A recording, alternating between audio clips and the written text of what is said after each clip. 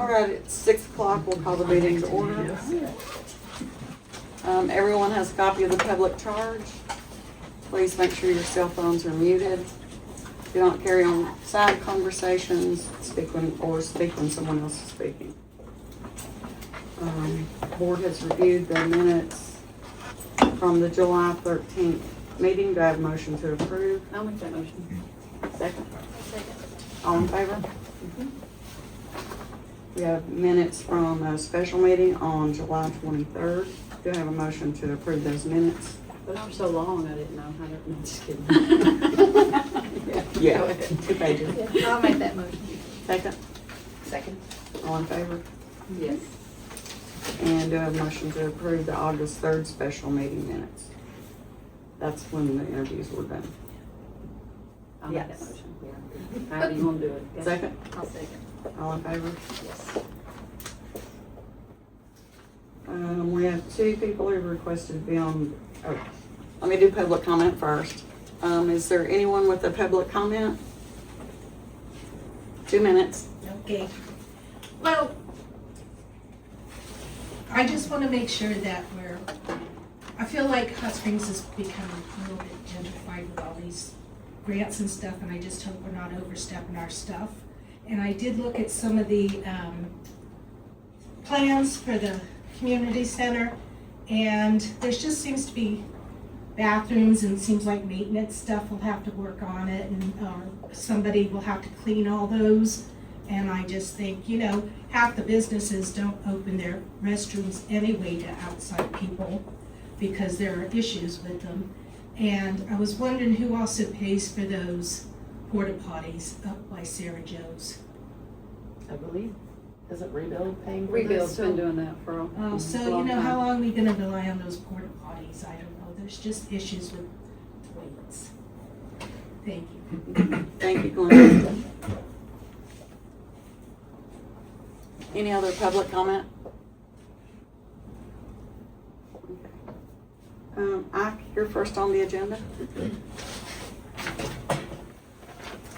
Yes, derelict properties in Hot Springs currently include the former Bluff Mountain Outfitters on Bridge Street and the 2-story brick apartment building at the corner of South Spring Street and Hill Street. Before Hurricane Helene, I gave one of the town board members a book from the UNC Chapel Hill Department of Government detailing ordinances that municipalities in North Carolina can pass to improve such properties. I do not know who has read the book, nor do I know who has it now. I encourage all of you to do so if you've not already. My question is whether anything can be done about derelict properties without new ordinances, and if so, what? Those 2 particular buildings, our attorney is working on that.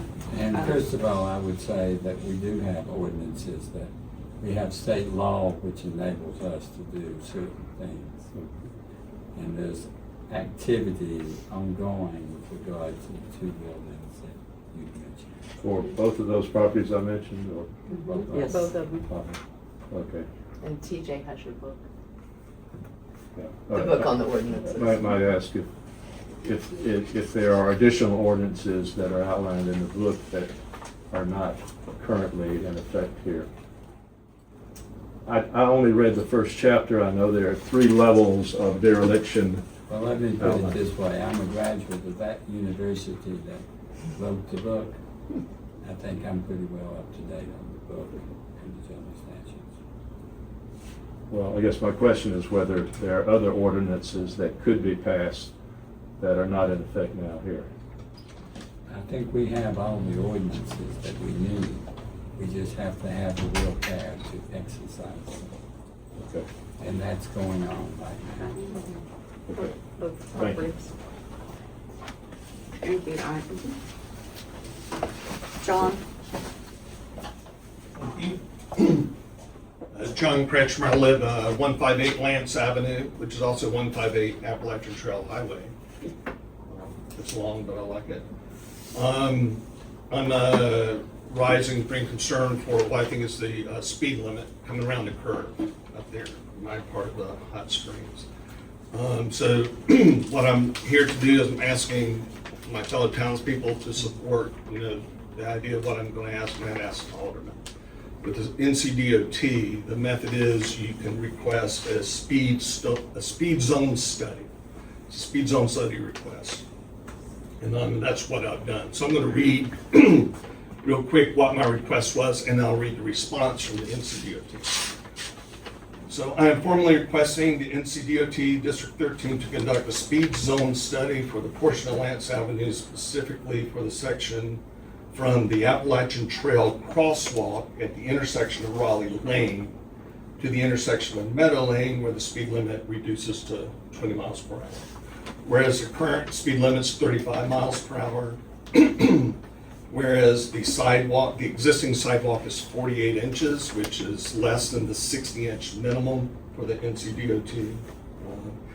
Where for large portions of the passage, there is no apron, no egress, you're walled in, you're fenced in. So you have a subpar sidewalk and you're walled in. And then even furthermore, there's portions that are even less than 48 inches.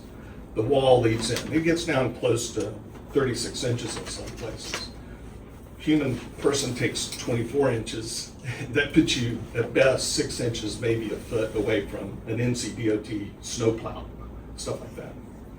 All right, where the road has a significant curve causing a blind approach by vehicle traffic, whereas there are blind driveway connections throughout this section, where there's insufficient drainage along a portion where water puddles between you and traffic. Whereas the road is traveled by heavy equipment, work trucks, farm equipment, in addition to regular passenger traffic, motor enthusiasts, bicycle traffic. The sidewalk is frequented by pedestrian traffic, including locals, tourists, joggers, dog walkers, seniors, toddlers, strollers, hikers. And whereas most big portion, this is the Appalachian Trail, this section. So that was my request. About a week later, I got this response. Thank you for contacting us. We will be glad to review the section of NC 209 from US 2570 to Raleigh, at Raleigh Lane. I'm sorry, from 2570 to Raleigh Lane. So he's going to do the study from the intersection at Sarah Joe's, right? From there to Raleigh Lane. So we'll be glad to review that section to see if changes would be beneficial. If you have questions, ask me. Sincerely, Randy Tritt, Division Traffic Engineer. So happy with the response. My understanding, if they make changes within the town limit, that they want participation from the town. The way I read their methods. So with that, I thank you for your time. Thank you.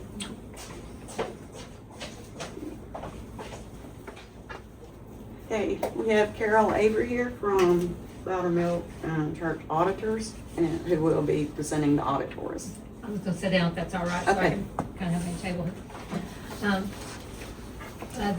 The audit has been reviewed by LGC and accepted by them. The town received an unqualified opinion on their general fund and a qualified opinion on the water and sewer fund. And I'm just gonna go over, you have the audit, and what I'm gonna do, I really should have some highlights. And I'm gonna go through the highlights, and then if there's questions, then I can answer them unless there's something specific. So the Were general, the highlights just up here? Is that they're what just you're one, saying? it's a one page. Got it. Yeah. And the numbers are from the audit report.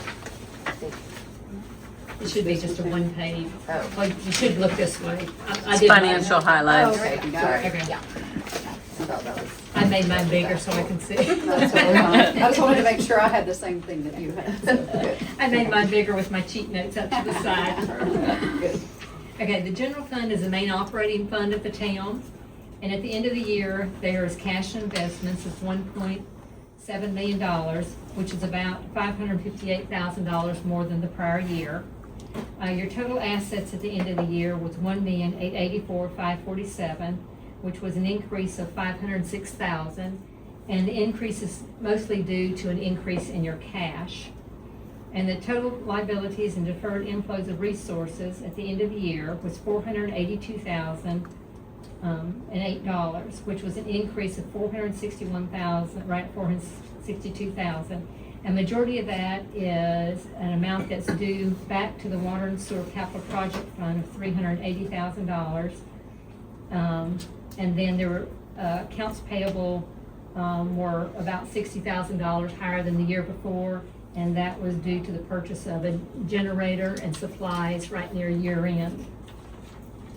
And fund balance at the end of the year was $1,402,539, which is an increase of about $55,000, and that increase is due to net income in the fund.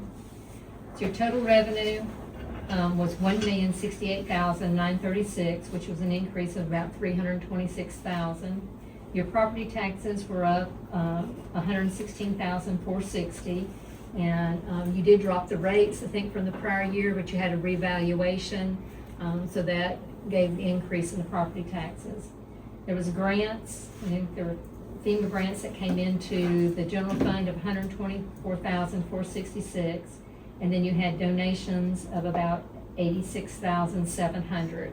So that was the increase of about $326,000 from the year before. Your total expenditures were $1,110,979, which was an increase of about $490,000. Your general government increased $164,000, public safety $88,000, transportation $187,000. Most of, a good bit of that was capital outlay. I think it was a new vehicle or truck. And then your debt increased about $49,000, and that was due to the debt payments on that vehicle. And overall, a majority of the increases in expenditures were related to hurricane expenses in each of those departments. You did not have any proceeds from borrowing in the current year, and the proceeds from the sale of assets was $96,859. Most of that was insurance proceeds that y'all received for damage to property and vehicles. You did not have any operating transfers in or out, and your increase in fund balance was $54,817. You had actually appropriated to use $411,505. So you actually did not use any of your fund balance that you had appropriated. You actually added to your fund balance about $55,000. Your ad valorem taxes collected was $510,054, which was an increase of $116,000. And that's what it said a minute ago. Your rate went down, but your reevaluation went up, so that created an increase in the property tax revenue. Your percent collected was 97.98%, which is just slightly down from the prior year. The state average for a town without electric system is 98.6. So you're right close to the state average. Your investment income at the end of the year was $264,000. Does anyone have any questions about the general fund? 264,000. 264, I'm sorry. Okay. I was into those thousands. Yeah. Oh, well. I was into those thousands. Yeah, sorry. I seen if you were paying attention. Any questions on the general fund? Yep. Then you have your enterprise fund, which is your water and sewer. You have cash and investments at the end of the year of $111,985, which is down about $261,000. Your total assets at the end of the year was $7,589,976, which was an increase of $5,217,000, and most of that was capital projects. Was the CIP that's going on for all the projects you have going. And also, there's a large grants receivable related to those projects. So that's the increase of the $5 million is related to two of those. Then your total liabilities at the end of the year were $2,807,000, which is an increase of $2,600,000. And most of that is stuff that you have paid for, that you're going to use, the grant money that you're going to receive. So that's all related to the, most of that, all that's just related to the projects. And then your fund balance at the end of the year was $4,782,000, which was an increase of $2.6 million. Then your operating revenues were $248,152. They're down $91,000. Then your operating expenses was $574,550, is an increase of $204,000. But about $187,000 of that was related to hurricane, just general hurricane expenses that were not in projects. So that was a majority of it. Then on your non-operating revenues and expenses, you had a loss on disposal of fixed assets of $11,000. There was donations of $3,000. You had grant revenue that came into the water and sewer fund outside of projects of about $84,000. And then you had grant revenue related to the projects of $2.9 million. And then you had interest expense on your debt of $3,216. So that totaled the $2,989,000 of other revenues and expenses. There was not any transfers in. Your net income was $2,662,990. Most of that was grant revenue, and if you hadn't been for the grant revenue, you would have had an operating loss of about $326,000 in that fund. And then your accounts receivable for regular water and sewer like customers was like $28,000.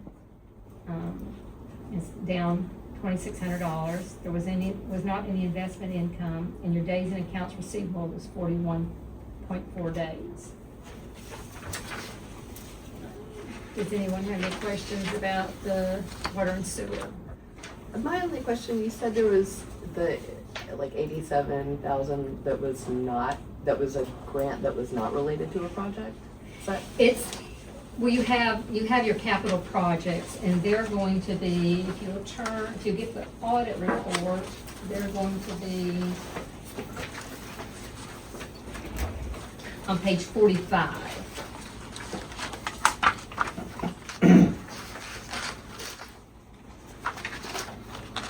So those are the kind of at the end of June 30th of 25, there were kind of the projects you had going with the Hurricane Helene, just a general, water treatment plant expansion, and the Viable Utility Reserve Grant. So there was also some money came in from FEMA. I think most of it was from FEMA. Part of it went into the general fund for just some general expenditures, like, you purchased gravel, you had, some stuff that wasn't really a project as such. You weren't doing the water treatment plant. It was just like, we're hauling gravel in, we're doing potable water, we're, hauling out sewage. So part of that grant money was used for stuff like that, which isn't like building something. Right, okay. So, Gotcha. so part of that grant money, nearly about 125 went into the general fund for expenditures there, and close to 84,000 went into the water and sewer fund for the same type things. They weren't related, I guess, to a specific project, building. It was just some general expenditures related to the hurricane. So part of the grant money is in those two, where the rest of the grant money shows up in the projects. In the project itself. Gotcha. Yes. Thank you. Any questions about that? Any of that? I don't have any. Okay. Ladies? Then the town does have, there was a few findings that the town will have to need to address to the LGC. There's a form called a unit data report that goes to the LGC, and the town does have a copy of it. And there's a few things in there that are flagged, that the town will have to make a formal response back to the LGC. And there is a time frame. I'm thinking it's like 60 days or something, but I think they would like the response, especially since it's last year's audit, probably just as soon as possible to respond to them. And you respond back through, they have a portal. I think you probably upload like a letter or whatever back to them. And so that will have to be finished. And who has access to that portal? Is that Sina, is that you, That's Nancy. Nancy? It's the LGC portal. Yeah, the LGC, anybody, I just can log on to the portal. But the board itself will have to do the response. It has to come from the board. Okay. And then that response can then be uploaded to the portal, to the LGC. And when we're doing that response, is it specifically like you have 001 and then 002 and then 003? That's They're the going paper. to be that, Yes. you That need to detail. respond to those. Yes. You don't have to respond to. It starts on page 63. Yeah, but you I don't think. have to respond. Page 58 was where I was at with those financial statement Oh, okay. findings. That's where I'm at, okay. Because they're listed. Yeah, I believe Yeah. one, I think you don't have, number one, I don't think you have to respond to segregation duties. The others you will have to respond to. Specifically. And specifically, and also in the unit data, it has a section, and I think it's color coded, red. And so anything that's red in there will have to have a response. So there may be something else that will have to be a response to. But Well- you do have copies of that. Okay. Will we receive something from LGC, or do we need to go ahead and go in the You portal? probably need to go ahead Okay. as a board and come up with response. And like I say, I'd look at the unit data and see every place that there's a red something and do a response and go ahead and do it before they probably start asking for it. Okay. And specifically looking at each one, the 00, I don't know which one it is. I know we want to get into that specifically here, but the source of revenue with the sales taxes paid and not filing for something. So do we just need to show that we are doing that now? Is that the artifact or of the Yeah, piece that you're looking for? That you're gonna have, say, okay, this is what I'm doing to take care of This this funding. situation. Yeah. Okay. I'm going back, looking at this, just take each one of them Okay. and say, what are you doing to address Okay. Perfect. what was found? Okay. And reply to that. And then, like I say, there may be some more in the, I didn't bring that with me, so there's probably, That's okay. there may be a couple more that are red there that you may have to do, because sometimes it isn't really related to the audit. It's be like, your water and sewer lines are older, Yeah. or something, and you have to say, well, I have a study going on right now, or, Right. we had the hurricane come through, that a lot of them destroyed, we're getting brand new ones, Okay. So, but yeah, there'll be a thing that's red and it said, it needs to be addressed. And that's in the portal. Well, you should have a copy of it without going to the portal. Yeah, I Is it in the emailed, SharePoint?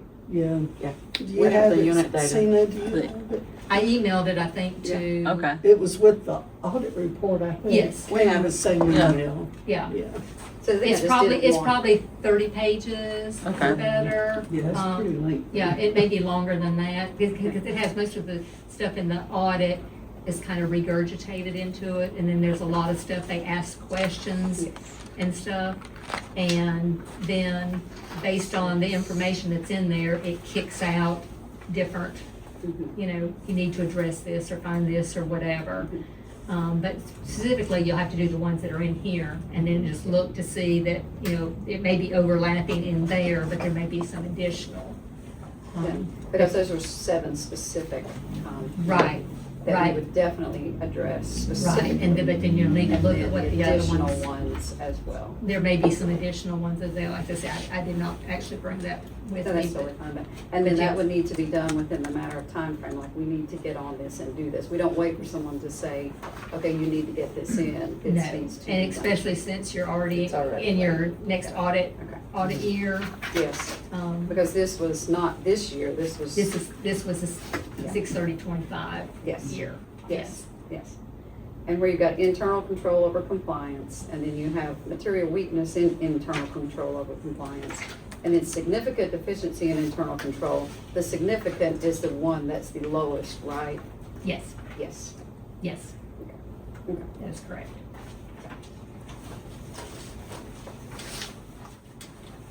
Thank you. And, you know, and if there's some questions, you know, I'd be glad to, you know, if somebody's, I can, like I say, I have that at the office, you know, if somebody That's has a perfect. question, do I need to answer this, or do I need to look at that? That's You know, I'm available to answer that, if I can help, in doing that. Thank you. You're Thank welcome. you. Thank you. Any other questions?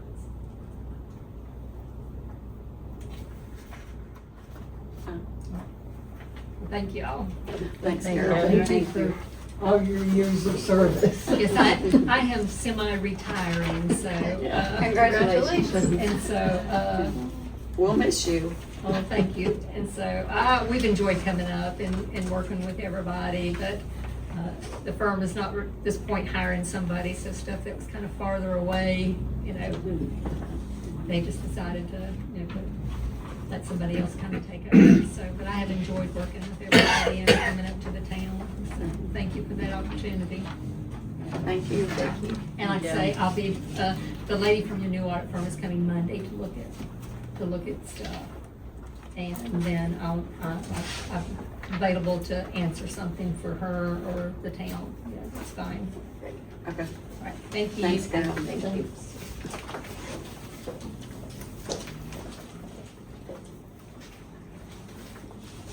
Do we need to call a special meeting to go over that unit data?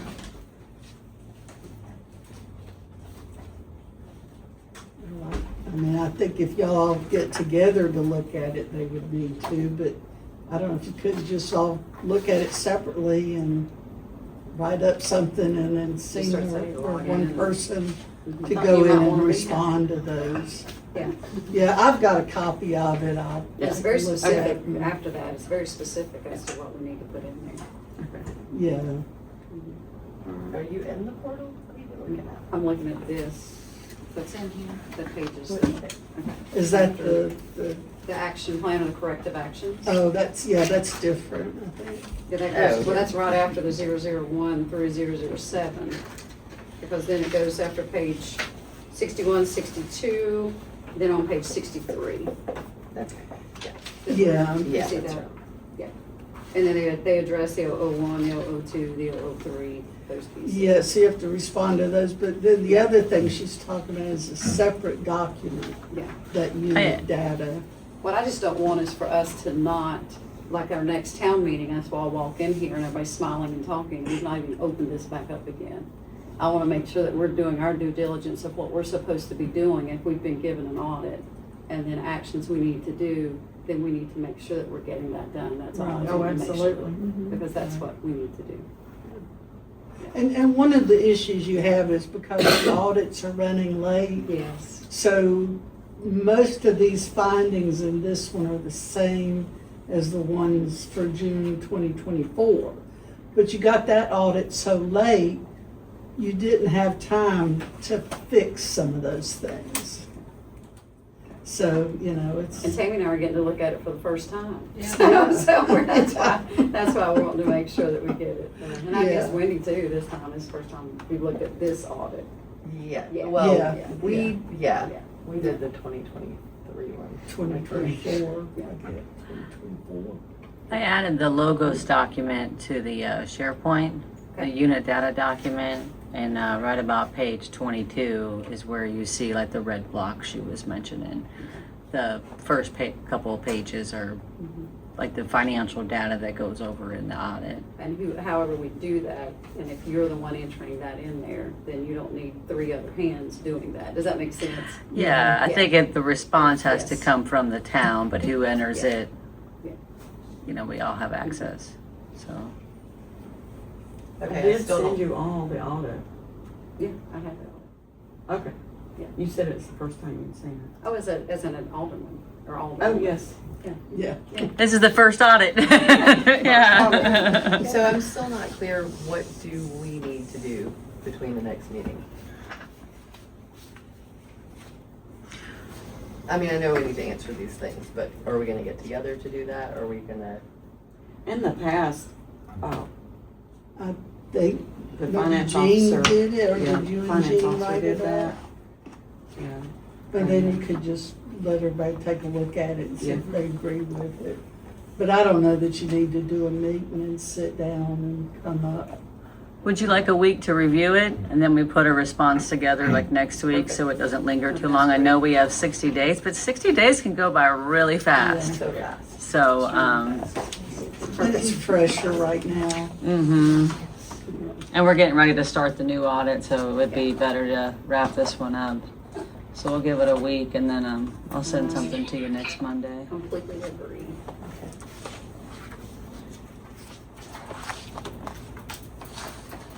Okay. Next is Allison. I'm gonna stand back MC here. Commerce. Okay. Thank you. I'm so short that I don't think I would. Hi, my name is Allison Smith. I work with the Main Street and Rural Planning Program at NC Commerce. And a few months ago, it was back in April, we worked with the town of Hot Springs to do what we call a resource recovery team visit. And so there were 5 of us from Commerce here for about 3 days. And over the span of those 3 days, we had meetings with Rebuild Hot Springs, the town of Hot Springs. We connected with a couple of local businesses. Tuesday is not the day for small business drop-ins. We learned that. Definitely could have put that more towards like Thursday or Friday. But we also had 2 small group listening sessions, one that focused around outdoor recreation and one that was more general. And so the purpose of the visit was to do a lot of listening and help identify a couple of strategies for economic revitalization from Hurricane Helene. So we weren't looking at infrastructure per se or health and human services, but really improving downtown, getting folks back downtown, and revisiting Hot Springs and supporting local businesses as well. And so tonight, just wanted to share kind of high level what we heard and then walk through some of the recommendations that are in that economic assessment. Any questions from you before I kind of start that overview? Okay. So what we heard, and you can read the economic assessment and get into greater detail. I'm just going to do kind of a snapshot of what we heard right here. Lodging shortages came up again and again. A lot of folks noted that the number of rooms I think most often rooms, not necessarily campsites, although that did come up too, but the lodging shortage was noted. In the outdoor recreation listening session, we heard an interest in having a river access point on the town side of the river and to create more of a easier gateway for paddlers to come downtown to buy a cup of coffee, grab a beer, etc. There was a lot of interest in reestablishing Rocky Bluff as a day use area. Building off what Ike said earlier, vacant, abandoned, and dilapidated buildings came up quite a bit. From small business owners, we heard a lot of appreciation for the financial coordination that Rebuild did in the months following the storm. And we also heard some discontentment, I guess you would say, with the I-40 closures and all of the traffic getting backed up downtown. So none of that is probably surprising to you all. And so over the course of those 3 days, we heard a lot of projects, a lot of different ideas. And so for the economic assessment, we wanted to focus in on a couple that we thought were high impact for the town, and the time frame for this plan is about 1 to 2 years, but it's not strict. So, but it's meant to be a short-term recovery plan. And so there were 4 strategies that we suggested. One was sustain recovery momentum and build capacity for future projects. So that was just continuing and improving the coordination across many partners that are supporting projects in Hot Springs right now, between Land and Sky Council of Government, Appalachian Design Center. So much great work happening here, and just thinking about how to stay organized while all of that is happening. And I'll stop there. So second strategy was to sustain downtown redevelopment and reuse. So this is where we had some ideas around vacant and dilapidated buildings. So we suggested, potentially with the support of an intern or a fellow, starting with a comprehensive property inventory that would note use, condition, ownership, historic status, vacancy, just to have that information at your fingertips to really understand what that situation looks like. We also recommended connecting with the UNC School of Government to explore regulatory tools, incentives, and other enforcement avenues. Because I know adopting the ordinance is really only step 1, but then code enforcement is a whole other battle. Strategy 3, expand local capacity for implementation of high priority projects. So we're going to keep our eye out for opportunities for internships and fellows that can add some additional capacity. And then strategy 4, we highlighted under that strategy 4 projects that came up again and again. And so those were, one came up already, renovating the community center and jail, also activating the upper floors of town hall to bring those into productive use. And the third was establishing what we were calling an emergency resource center, also a resiliency hub at the fire department. And so you all could consider adopting the plan if you would like. It's not, there's no, like with a comprehensive plan, ordinances would need to be consistent with that comprehensive plan related to land use. This is not like that. This is a guiding document. So you wouldn't be like held, your feet wouldn't be held to the fire or anything like that if you would choose to adopt it. But the benefits of adopting could be that, you know, it's a consensus building moment. It can serve as a roadmap for some of those high priority projects over the next 1 to 2 years. But then secondly, and I think this is the more compelling reason, is when the town submits projects for, or submits grant applications for projects like the resource center at the fire department, you can pull up this economic assessment and say this project was, this is one level of vetting for this project. You know, we did this community input and this emerged as a priority. So it can help strengthen those funding applications. It's where a lot of those projects sound familiar from the community development block grants. Yeah, that's a lot, but do you all have any questions for me? I guess, so as far as adopting it, like, what does that then allow you to do? Like what? Yeah, I mean, I think that what you could write in a grant application is, you know, if you're applying for funding for this resource center, you could say, you know, we're looking for X, Y, Z. The Hot Springs Economic Assessment supported this project. That plan was adopted in August of 2026. From my end, it wouldn't make a difference really. Like I'll, you know, continue to be a partner in helping identify resources, but from my end, it's it wouldn't make much of a difference to me. So is it, I'm just trying to understand exactly. Yeah. Is it just acknowledging that we support what you're doing and would like to use this information Yeah. going forward? Is that? Yeah. Yeah, I would say so. It may help with grant applications, like the community development block grants. that's why we had the public hearing, we had the design sitting up, and that's why like Appalachian Design Center is still working on plans for the community center and jailhouse. It's showing that this is supported by the community, that it will be helping. And sometimes you get extra points for the community development block grants. The public input is actually required. And every grant will have different requirements, but it was really important. And so I thought, you know, with the stakeholder meetings and all the work and different partnerships that Allison has helped bring to the table, that it may be beneficial. I don't know if it needs a signature or vote. I'm not sure either. You know, this is all pretty new. But it doesn't say like we're going to do these things tomorrow. I don't think it locks us into this. I think it, please correct me, it's a flexible thing. If something slightly changes, that's okay.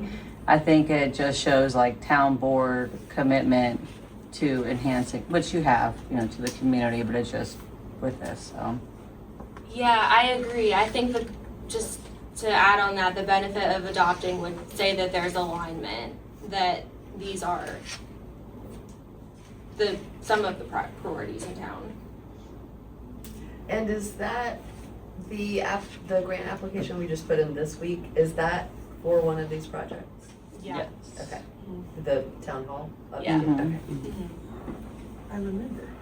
Yay! I remembered an acronym, but what it was for. So it would be adopting the economic development plan, but our feet would not be held to the fire that we have to follow that plan. 100%, yeah. Yeah, it's really meant to be something that you can lean on to help align where you want to spend efforts. Because what we heard during the visit was, you know, we heard 100 great ideas, maybe more than that. Like, I mean, so many amazing potential projects to spend time on. And so it seemed to us, though, from conversation to conversation, town hall, community center, and jail, emergency resource center / resiliency hub, those were the ones that really seemed to be highest on most people's lists. So that's why we highlighted those. We want you to be able to lean on that when you're applying for funding, but it is by no means, the town would by no means be held to this. So it would just possibly give us more points when we do apply for community center and jail and for the fire department resource. It could. Mm-hmm. Good.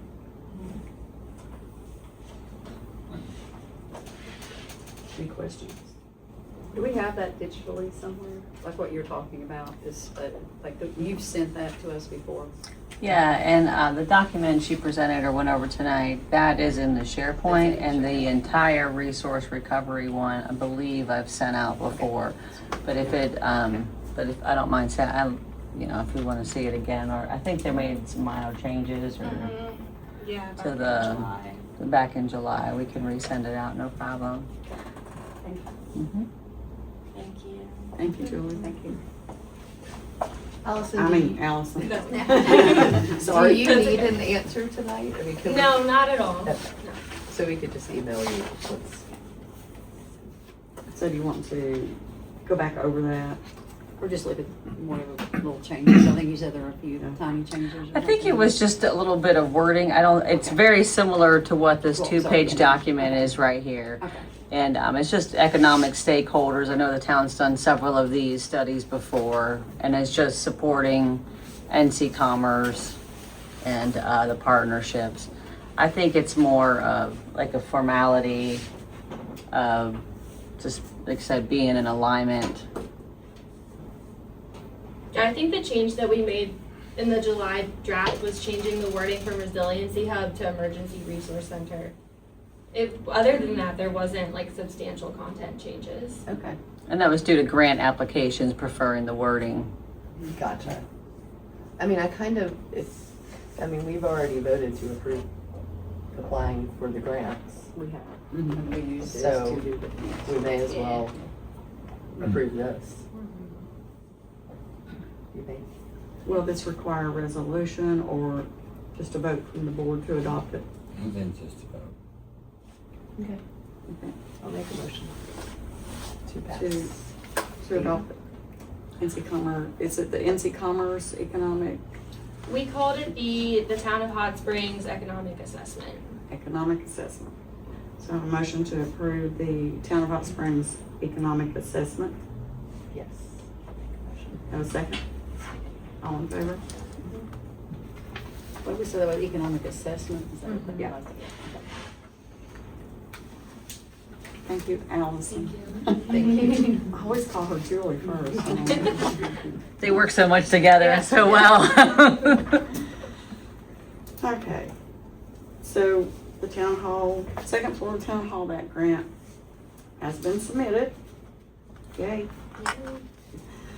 We have the, NCE and Spring Creek MOA revised. This was originally the grant that Brad applied for the redesign of Spring Creek Bridge that we have requested, so redesigning that bridge and raising that bridge, according to, I'm sorry, let me find the right page.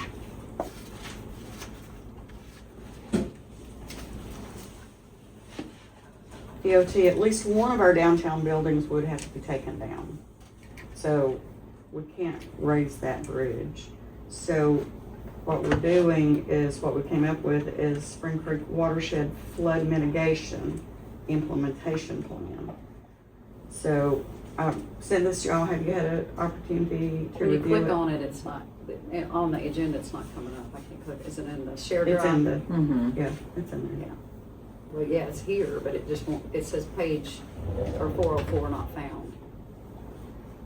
Are you clicking from the agenda? That's what I'm clicking from, so I may need, Oh, I'll just done. go back into Yeah. Go the back. shared. The documents in there.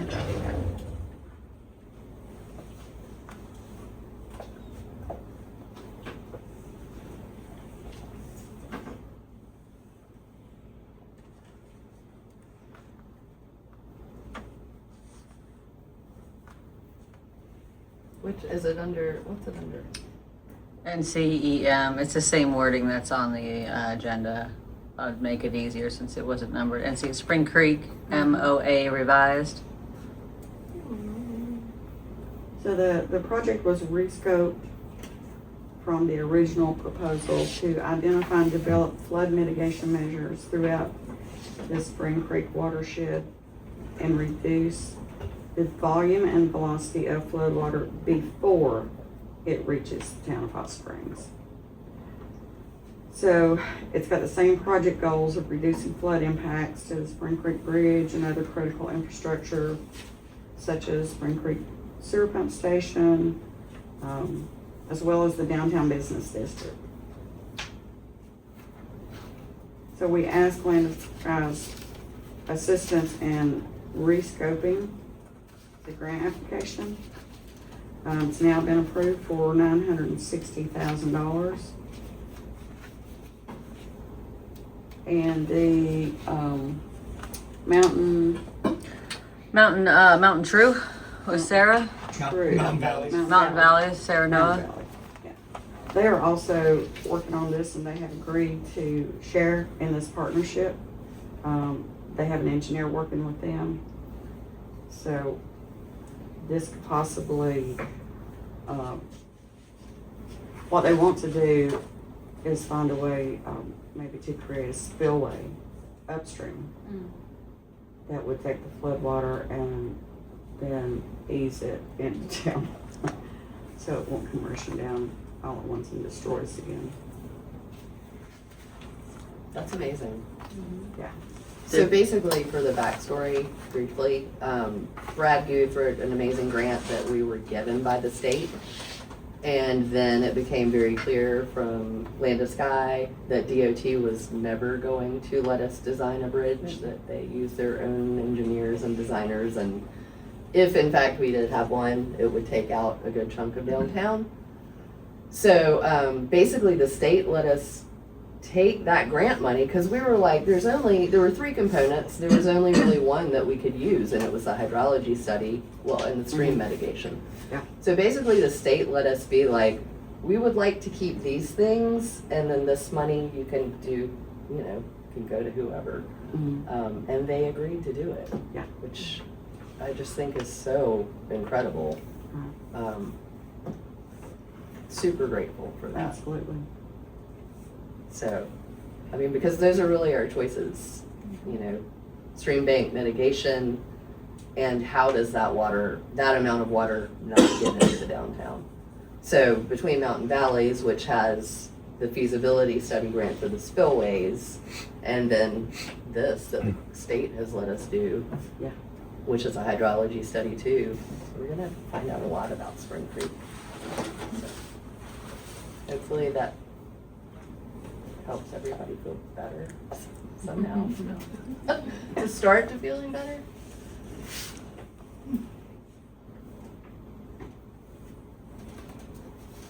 All right, so what do you need from Everyone us for understand? that? Mhm. I need a vote.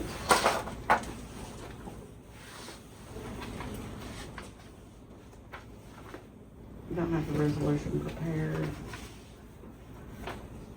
But we will need a resolution to accept, so I need a vote to accept the Emergency Management Disaster Relief and Mitigation Fund, Hurricane William Flood Mitigation Grant Program Memorandum of Agreement. I'll make a motion Second. to pass. I'll second. All in favor? Next thing I have is Kelly Cantrell with Salvation Army. She requested the use of the community center from November 30th through December 21st for their Angel Tree program. Oh, nice. 43? Mm-hmm. I don't think I need to vote on that. And then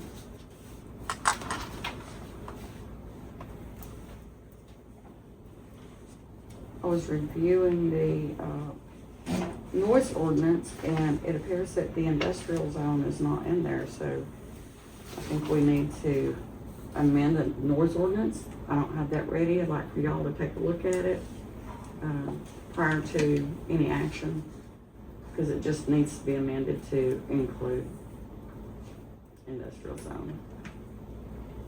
Because everything else is spelled out, commercial 1, commercial 2, residential. Identifying where the industrial zone is, or what level of noise it can make. Well, just to add what level of noise. Yeah, because it's not, everything else is specified, and that is not. And all it is the plant property. That's the only industrial zone. Right. Yeah. Yeah.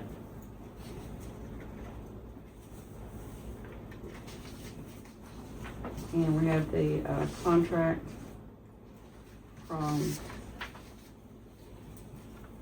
Carter, PC, our next auditors. You've already approved the bids for the auditors, but you just need to approve the contract.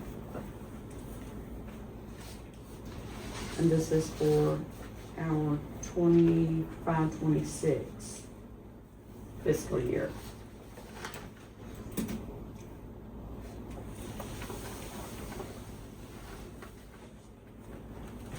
And the total amount of that is $24,800.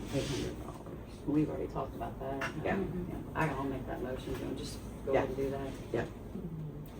So I have a motion to approve the contract for the auditing firm at Carter PC. Lisa's made the motion. Do I have a second? I'll second it. All in favor? Seaman? The link is not there for the budget to actual, but the budget to actual is in the SharePoint. It looks different. It's out of Southern Software, so enjoy. Eventually it will look a little bit different. I'll combine some of the lines and it won't, but that is what the report, I did delete some of the extra lines and tried to reformat it a little bit. By we, I mean Sydney is working on closing out the last fiscal year. And when that is complete, we'll be able to do the bank reconciliations for July. And when we schedule that with Southern Software, definitely make sure Sydney is also available that day. And that way we can all go over the first ones together. And then ideally after that, maybe even July and August might be, but the goal would be to do weekly reconciliations. And it's really has to do, we have a lot of projects out there, and this way it just kind of makes sure, especially with the new software, that all the different grant items are where they're supposed to be, and we're sending all the reimbursements to the right spot. Then there's a screenshot of where the bank accounts currently are standing, and just mention, I took I'll send out a summary of some of the things, but last Monday, Tuesday, Wednesday, I got to take a local government finance class with the School of Government. They're normally out of Chapel Hill, but they've started to partner with Western Carolina University in Asheville, and that was a 3-day class. And it's quite a bit of information, but I'll be sharing some highlights and notes with you all this week. Thank you. Nancy, do you have anything? Laura?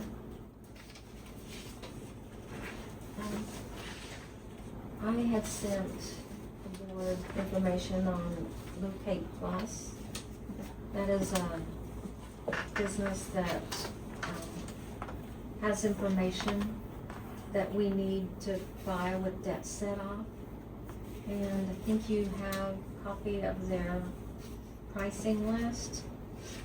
I sent it to you, but I think we have it for you today. And we can either subscribe for 12 months or subscribe for 1 or 2 months. The monthly has an additional $100 setup fee. And I had previously also provided a list of the accounts that I think we could benefit from by using this. And I would just like to ask the board if we could, after the 2026 tax bills go out, if we could use this service for at least a month, and possibly 2. The rates are the same, the price is the same, but I'm limited to 250 searches on a 2-month plan. And I would be able to use that twice for 2 months to get the 500. I think we have around 400 accounts that I could go in, gather all the information within those 2 months. And going forward, we have our applications, our water applications, that will ask this information that we need, and we can keep that in our system. So if somebody does leave us with a $200 or $300 water bill, we can refer them to debt set off, and debt set off will collect for us. Debt set off does have a $15 per account fee, but that is charged to the person that owes us money. We get back whatever we're out. I think in my notes I indicated that it may take a few years, but we just, I think earlier this year, received a payment from, even Nancy didn't even know who it was. The person, I'm going to assume Claire, or maybe you had filed with debt set off. It wasn't me, Clara did, which means they get the social security numbers. People, debt set off, Fidelity will send us a check pretty regularly for $3 or $4. That if you get a tax rebate or something like that, they take that money out of that. But it's usually $2 or $3, sometimes less than that. checks that we get from them, but they don't say whose account to put it toward. The one, I think that's interest. I could be wrong, but I think that's interest. That sounds like the interest Yeah, I checks. think They that's still don't know where to apply it, they just send a check. True. But the one, wasn't it like $21 or minimal, but either the person had state taxes or they won some in the state lottery. That's where we get that's where they'll pay us first. If the person wins the lottery or has state taxes.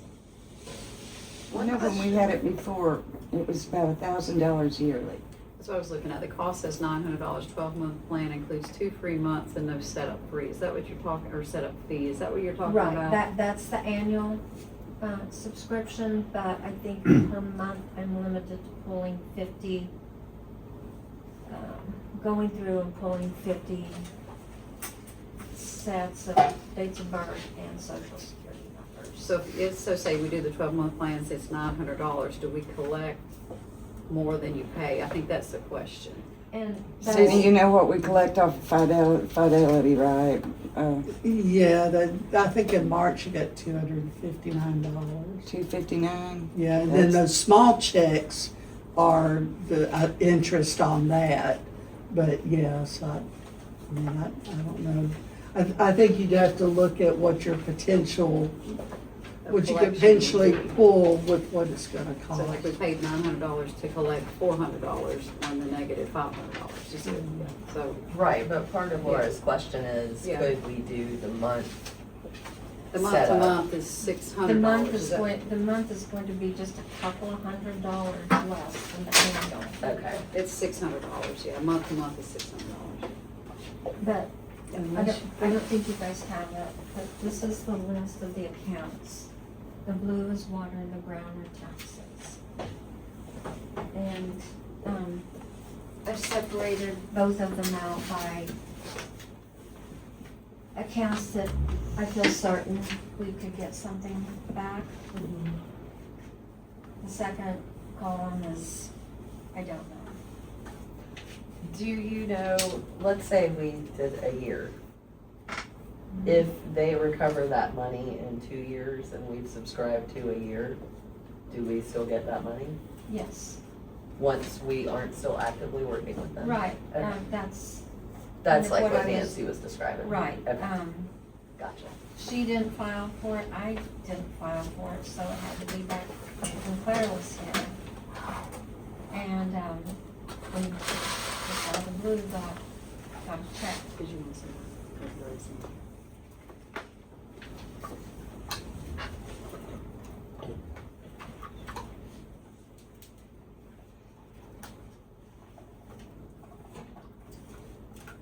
And this is the service that I believe Marshall, either Marshall or Mars Hill, if not both, have used.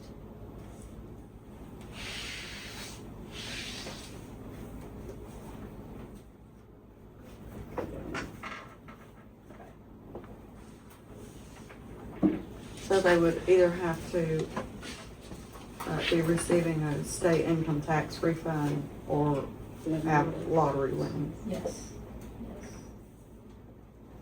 And my thought was just get in there, focus totally on that. Like I said, it'd have to be after my taxes were sent out.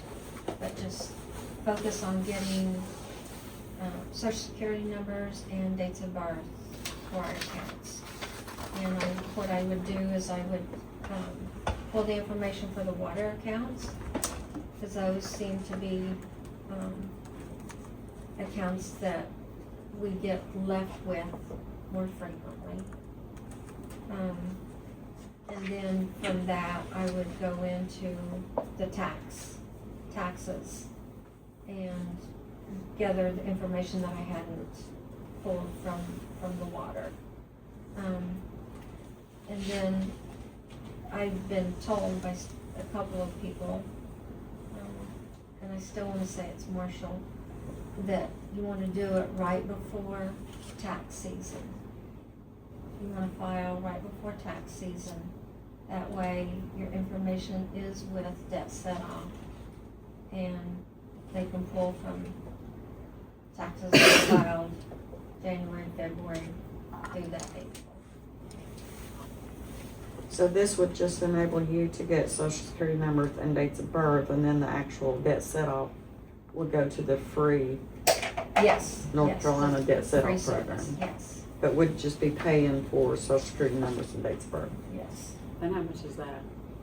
What? How much is that amount? That It's would- the That's six the hundred. amount. 600. Yeah. See, that's what I was wondering. Yeah. That's what I was looking at. I thought Yeah. I thought y'all needed a different something you were looking at. I don't know. Yeah, that's what this would do, look at this.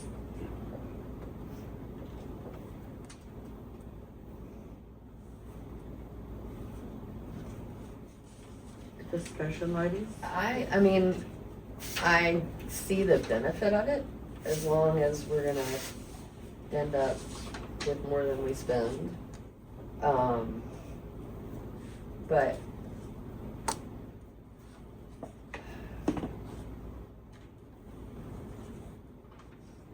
I don't know, I think maybe it would be more of a question for Sina, like, is there that sort of wiggle room as far as the office side of things in the budget? And what fund does that come out of? Yeah, that too. those are really good questions. So, it's not in the budget. So, and we're looking at, what you said, it's like $600 to $900 total? Right. So if we're looking at $600 to $900, it sounds like it's finance office. So that would either come out of, it's not really a supply. Doesn't look like we budgeted anything for professional services. So we would likely have to do for that amount, likely have to do an amendment or appropriate funds for it, but I don't know. Could it Is come it- out of some type of programs, or do we have any computerized programs that we pay for? We do have something, I'm not sure, well, it looks like we have certificate dues and subscriptions. Subscriptions? So that might be it, but I don't know if that might have been allocated to Southern Software. So like, we don't have, Right. we're not And able. MCLM. Mhm. And the other memberships, I think we're like association of clerks and probably different things we're a part of. So it would probably have to be something like that. Yeah. Can we just table that and wait and see, and that once we see where that might come out of and get the different, whatever funding source and just a few more questions and then go from there? Would that be okay, Laura, to do it that way? Absolutely. Okay, okay. So you want it tabled till September? Is that okay? Yep. Okay. And in the meantime, if you have any other questions, let me know.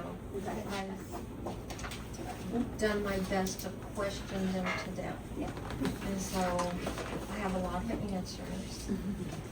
But if you come up with additional questions, I'm not afraid of. Okay, thank you. Thank you. Okay, next, I have given each of you a couple of sheets. We have a customer who has had a high water bill in June. And we adjusted that June bill for them down to how we typically adjust water bills. And we ended up telling them that in order to help their water account, we needed $292.79. The customer wrote back and indicated that they would pay $151, and they did come in and do that. Before they got here, I think it was during their travel time, I responded back to them and told them that the absolute minimum we could accept to activate the water would be $201.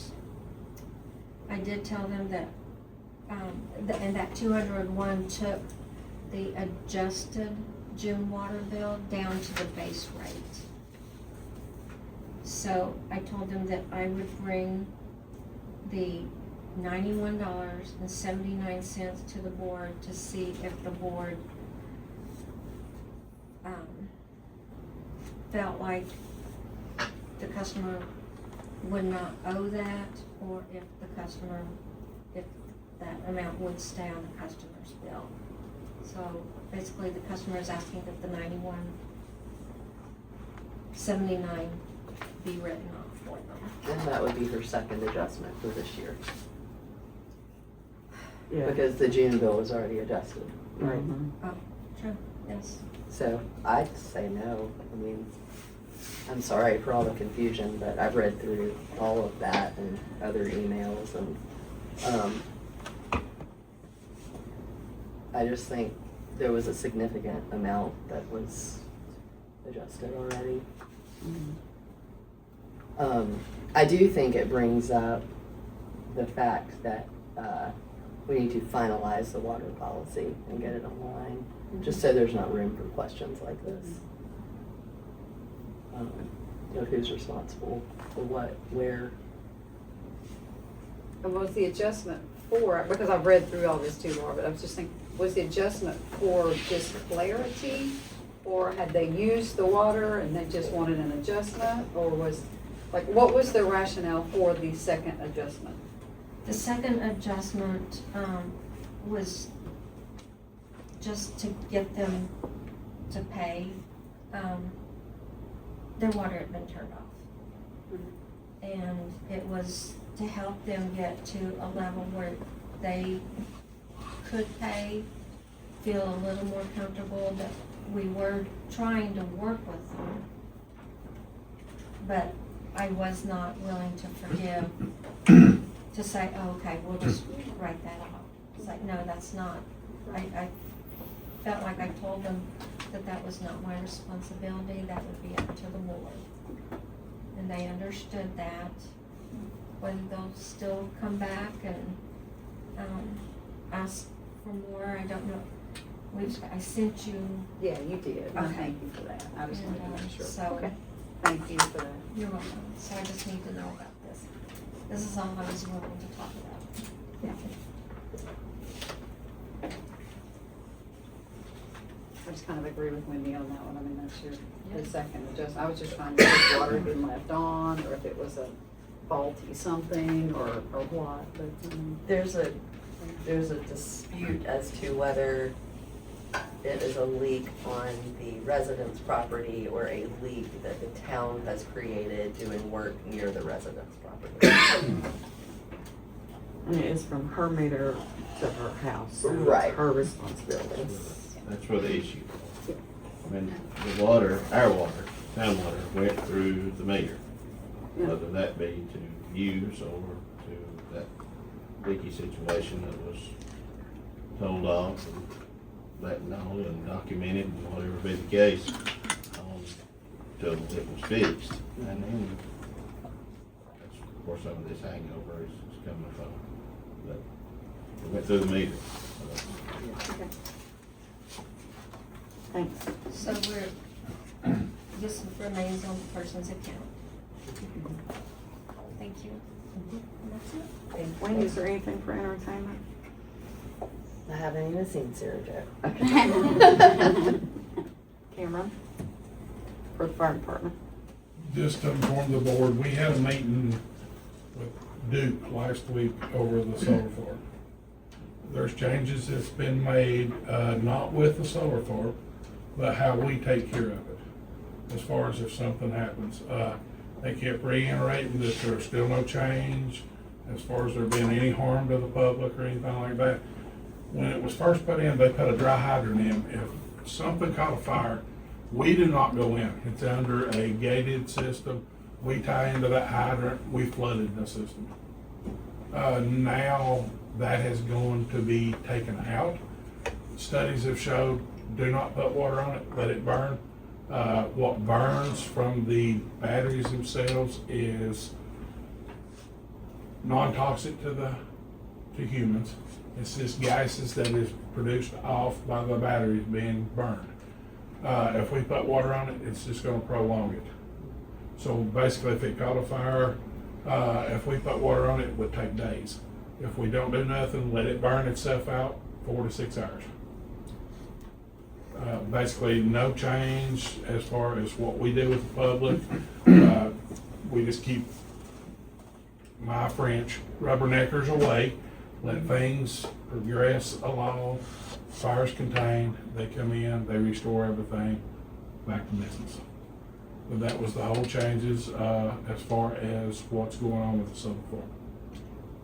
So as far as the town having to do anything any different than what they've been told before, no. The only thing it affects is the fire department. If something happens, we basically just show up, keep everybody away, let it do its thing. Questions? Thank you. Thanks You're for letting us welcome. know. You're welcome. Well, if something happens, you all are gonna be the first ones that's gonna hear about it anyway. So that way you can ask your questions. Tell them where to find you. They may not like what I gotta say. Jeremy, do you have anything? No, other than tomorrow's events, everybody knows about that. I think we got the word out pretty well. If all goes well, as planned, we should have, it should just be a tomorrow event. If everything goes the way we're looking, and they've already did a little pre-digging today, so that got us a lot closer. And should be ready to do the turn off first thing in the morning, get it fixed, right back on, and then of course the boil water stuff will take place. You all know that's coming. We'll pull samples as soon as that thing's back on, get them to the lab. It takes 24 hours to do a back T at the lab. As soon as we get results back, they'll get it out on everything that we could possibly get it out on. And, you know, lifting that thing, I would suspect or hope, if all goes well,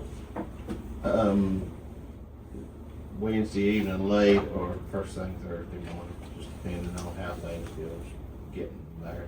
Chandler over at Woodfin Water is actually going to do them for us, so we just got to get them to Woodfin, and that kind of speeds up the process a bit. Good. Hopefully that'll all be that. The sewer plants, the wastewater plants are on there. The one is on, and the effluent just, if you don't see it, it's as clear as that drinking water, what we're discharging right now. It's amazing. I had my doubts all the way, no doubt. I didn't care to admit that, but it's very surprising how the effluent's coming out of that. We'll know tomorrow some sampling results, and we sampled it the first time last week, so hopefully that'll all come back good, and we'll start down that road of collecting data as, you know, if we have to feed anything extra that don't look like we will, but we'll see how that goes in the future. So far, so good on that. Thank you. And I've seen it too. So if y'all are ever around maintenance, and gosh, you're so thirsty, and they have a bottle of water, do not drink it. Unless you know it's never been opened. Yeah, we might have brought a bottle in here and set down. But, yeah, it's amazing. It's interesting to see how clear you can discharge out of that. Well, good luck tomorrow. Yes. It should be, hopefully everything, the way it looks would be pretty simple once we get there.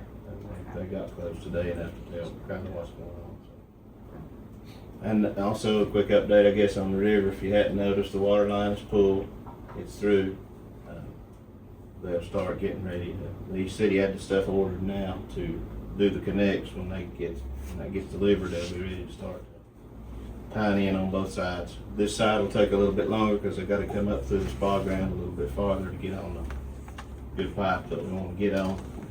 And the other side shouldn't be all that bad because it's probably 20 or 30 feet of pipe that's hitting the back. That ain't going to be as long as it has been, and it'll have to get chlorinated, and at the time you got to let it sit. It's a process, but we switched over. Nobody will even know it, hopefully. So we'll do it right. And that's the plan. So they'll get that connected and then start taking the old one out. Once that's all connected, chlorinated, back tees, all has to be pulled on that section as well, the whole process. And then once that is clear, it'll go in service, and they'll start pulling out the other one as much as will come out. So Thanks. Tim, do you have anything for planning and zoning? Nothing right now. Stacy? Apologies for not sending a new report. I've been sending those, but we're getting ready to get an audit, which is our training and standards audit, and transfer back the police department to back to our location. So I've been working on those things and getting our new systems in place. So I should have a report for you by next month for the rest of the year. Question about, did I have a copy of this invoice? It's on the. It is, so it's been warm in the police department, and considering the windows and what are we doing, are we gonna hang blinds up, thinking about that. I had someone come to give us a quote on tint for all the windows, for town hall, all downtown hall, the police department, and this is the quote of $1,000. And he would do it, it's 91% against UV rays, and he also will do the vinyl for our doors with our names, so if you would like the town of Hot Springs on the door, that's also included. But you would have to tell me what you want. So that's the quote for asking about tinting the windows rather than shades or blinds or anything. And you can see out of them really Yes. clearly. Yeah. Okay. And it would protect the sun from coming in. The police side is pretty warm. I believe it would reduce our electric bills, right, from the UV rays being protected. We've used It'd those be cheaper before. than blinds. Yes, cheaper Yeah. blinds as well. And cleaning that, thinking that we have to clean. Yeah. And it's beautiful in there, so to ruin it to me with the blinds, this way we can just see out. Yeah. It's somewhat of a mirrored on the outside, so that you don't really see in, and then we can see out.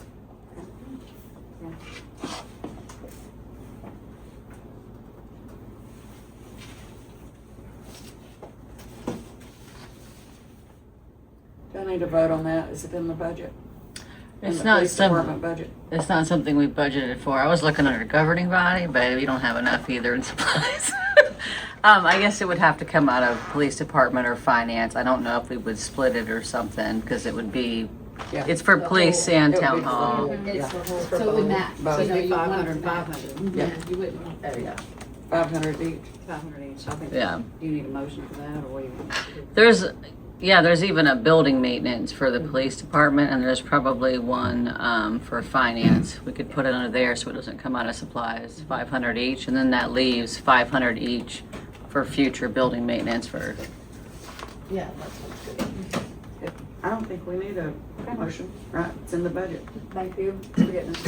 Yeah, that's great. And then I can email about the door, putting the town of Hot Springs or what on the door.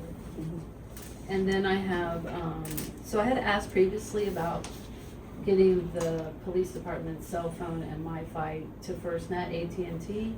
Well, as I dug into deeper to setting that up, we thought about having the whole town phones, right, town maintenance, who are also first responders, under the AT&T bill. So as I reached T-Mobile and tried to deal with, if we turned in these phones, would be credited for the phones, and they would not accept the phones back. They said that we would have to pay off the phones that we currently have, which is on this bill of $1,076.92, and that we would have to pay that off in order to transfer our phone numbers, and keep everything the same. We'd have to pay those phones off. FirstNet has offered us free phones, so 4 of the phones are older, and the free phones would actually be better than what they have currently. The phone that we have for the police department is better than the free phone, so we would keep that one. But this would give us better service. Currently, I have issues right now. The MiFi we don't even use because I can't get it to work since I've actually had it. We're hoping that we can get credit. I think Laura is working on that now to get the MiFi credit, maybe return that device off of this bill. That part was the $191.40 is the MiFi that is on this bill. If we could get that credit, that'd be great. She's working on that right now. And so in order to transfer all of them, the bill would be $1,076.92. But I just want to also show you that for the monthly bill would be $286.75 for all the phones and services and MiFi. for that whole network, and it is reduced from $361 a month. So we're currently paying $361 a month for all of that. So this AT&T FirstNet is going to be cheaper after we handle the balance. And so we asked that, if we could pay that and transfer the services. I also want to say that we were thinking about, Jeremy lives in Spring Creek, does AT&T, is it good in Spring Creek? And so I've been reaching out to everyone. So the sheriff's office uses it as well. And so it reaches Spring Creek. There's one area on 2570. Yeah, from the top of Lawson Hill to the bottom of Lawson Hill. That's the only, which I believe is where Josh lives, right? That little section, right? Why, I do not know. But also with FirstNet, I will say this, FirstNet part of AT&T, if you're on it, if you need to make a phone call and somebody's got a section of the tower tied up, guess what? He kicks them off, gives you priority. Till you can get a call through. As a first responder or as Yeah. a police Right, officer. and since our or maintenance as- are first responders. Yeah. I think it'd be a great asset for us. And then we also can implement all the new things that we've done for the patrol cars and, e-citations. We need that access in the cars. So we need to come, the And that it would keep all the same 1076. numbers. Oh, sorry. No, I'm just saying that, but you need the 1076.92, that's what we need to do to get Yes. We're hoping we could get some of that, just, if she can get credit for the 191, but as of right now, we do not have that. So it's for 7 phones? No, it's 6 phones. It's actually, no, it's not. I'm sorry, it's 5 phones. I would no longer need the MiFi because their phones will work as service through the phone. I would not need an additional MiFi app because the phone itself can be used for internet. And over time, we're going from $361 a month to $286.75 a month. So over time, that's a difference, basically approximately $75 a month that we will be saving.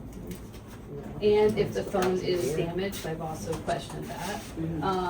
This service gives us, I think it's 1 cent to get a new phone, so for our phone, because they're FirstNet phones. Otherwise, I think with our other phones, it's whatever that charge is, $99 or something. Okay. I think we need to figure out how to do that. It's a better piece Yeah. for that. So, Yeah, it could be yes. under the communications line item, because that's where we already do cell phones and internet. So it would just come out of there, and the balance owed, Okay. I believe is on Public Works Fund, we would just pay that out of streets probably. Okay. And then, yeah. Okay. And it might balance out, I think, it was about $1,100, $1,175 we owe.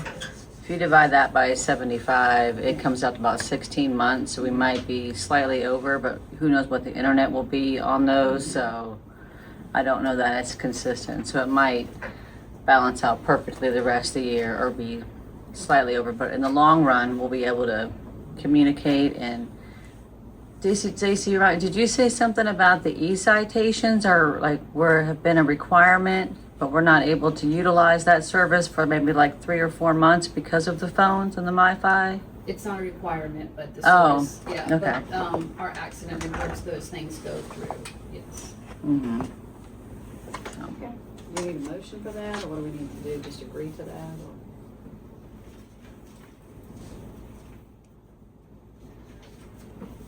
I think we're good with that, aren't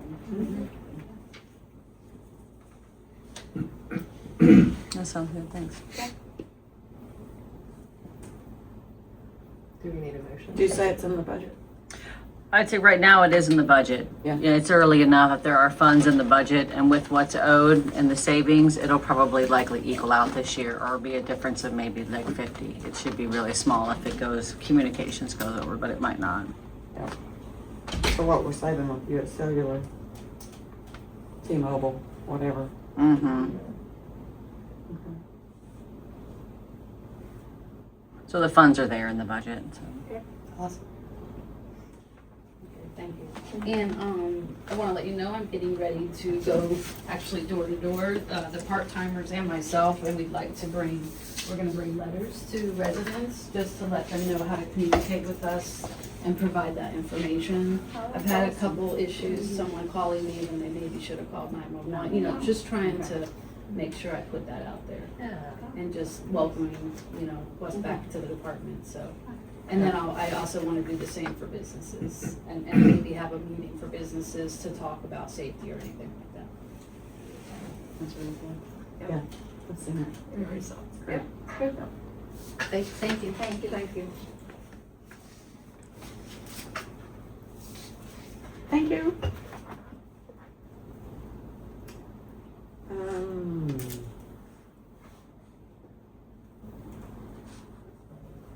Kevin, do you have anything?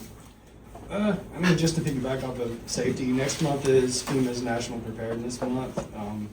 Every day through the month of September, there'll be a new article on the town website that just has general safety stuff, so if you're curious, take a look at that. Otherwise, that's it. Okay. As soon as they see that they're getting the water back on and they pull a sample, we'll let you put that out on Code Red and the website and Facebook, so everybody will be aware. And then when the test comes back that our water's perfect, we'll have to put that out there too. Yeah. Already got it drafted. I just got to.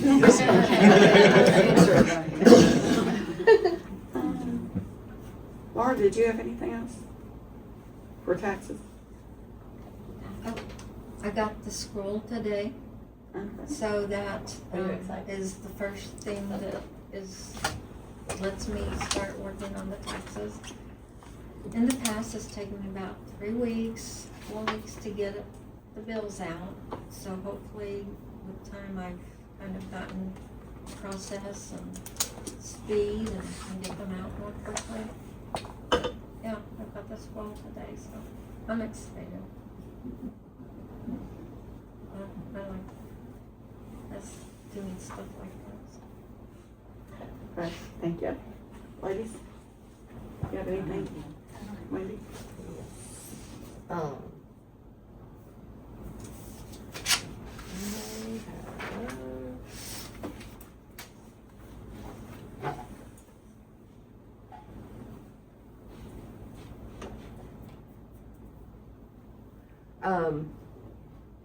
Yeah, the biggest thing was scheduling a meeting to finalize the water policy,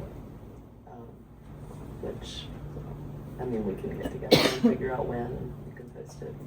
But I just feel like this water situation just brought up some things that the sooner we get that dealt with, the better for everybody. So we can get it out there on the website. Yeah.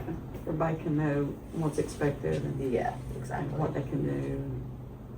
If they have a problem. What's whose responsibility, all that kind of stuff. Right. And then the other thing was Jean got in touch with me about the sinkhole behind Gentry's. Yeah, we combed that thing off today. That's part of that old storm drain, probably. You can see that there used to be, they tell me, a single wide trailer of some sort that's set behind the store, and the line that you see in that hole is the water line for it, the old water line for it, and their old sewer line. So I was looking and it's like rock, it's totally gravel going towards the drain. Yeah, it's, and that, because that was a patch that was done after the storm when there was a leak on out there. Okay. So, we gotta get that, it's kinda like this when it fell in out here. Yeah.